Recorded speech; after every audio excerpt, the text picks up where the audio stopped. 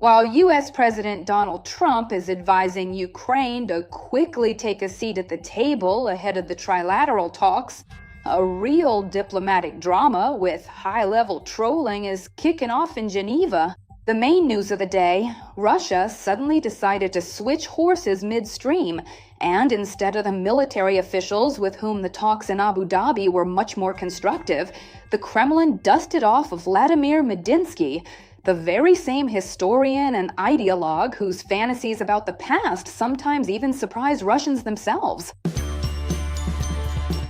But Kirill Budanov wouldn't be Budanov if he didn't meet such an opponent with his signature style. When announcing our delegation's trip, the head of the presidential office subtly hinted they're going to discuss lessons from Ukrainian history. That's a bit of a diplomatic slap in the face for Medinsky personally. Military experts are already saying outright, replacing serious negotiators with Medinsky is either the Kremlin's attempt to talk circles around everyone, shifting the focus from security to religion and politics, or just another act of stalling for time. Will Geneva become the site of a real breakthrough, or will it turn into yet another historical debate under the watchful eye of the State Department? The head of the president's office, Kirill Budanov, announced that the Ukrainian delegation has left for negotiations in Geneva. The consultations will take place on February 17th and 18th, with mediators from the U.S. participating, and are aimed at achieving a ceasefire and a prisoner exchange. Russian Deputy Foreign Minister Alexander Grushko stated that any peace agreement regarding Ukraine must take into account security guarantees for Russia and not be limited solely to the interests of the Ukrainian side.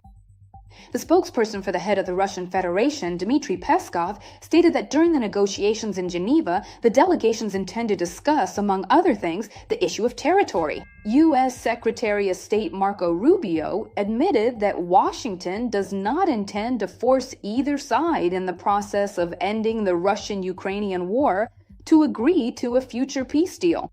Unlike previous meetings, Russia has downgraded the status of its delegation, which will now be led by presidential aide Vladimir Medinsky, who already took part in last year's negotiations in Istanbul and is known as a historian and Putin's ideologist.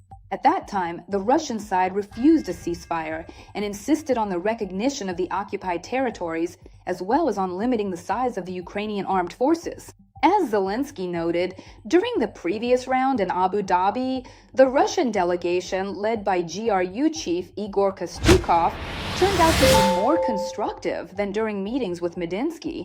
Military expert Alexander Musienko, in a comment to RBC, pointed out the trolling from the Ukrainian side. He pointed out that when Budanov announced the trip with his team on social media, he wrote that they would be discussing lessons in Ukrainian history, which comes across as a jab at Medinsky. This is a kind of trolling because, he's often called a historian, just like Putin. So basically, I think those who got it appreciated it, the source says.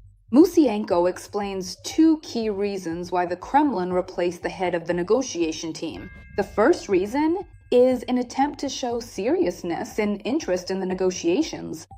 According to the expert, replacing Kostyukov with Medinsky is a formal move meant to create the impression of being ready to discuss not only military and security issues, like in Abu Dhabi, but also other points of the peace plan. The second reason is to drag out the process. Moscow, noticing that discussions along military lines are proceeding constructively, is trying to shift the focus of negotiations from security issues to political, social, and religious matters. And this, in the expert's opinion, allows the Kremlin to show that everything regarding security has been resolved, but that Ukraine is still not ready to take other steps. For now, this position remains unchanged. So under these circumstances, it's difficult to expect a breakthrough. But again, Ukraine is open to negotiations, provided, of course, that they are truly constructive, Musienko concluded. Notably, President Zelensky named his team NSDC Secretary Rustem Umerov, Presidential Office Head Kirill Budanov, Intelligence Deputy Vadim Skibitsky, Deputy Head Serhiy Kislitsia, Chief of General Staff Andriy Gnatov, and Servant of the People leader David Arakhamia. And Umarov emphasized that the delegation combines military, political, and security expertise and will work on concrete solutions within the framework defined by the president. And the main goal of the Ukrainian delegation is a stable and lasting peace. And do you believe in such a peace? Write your thoughts in the comments and we'll read them. That's all for now. Give us a like and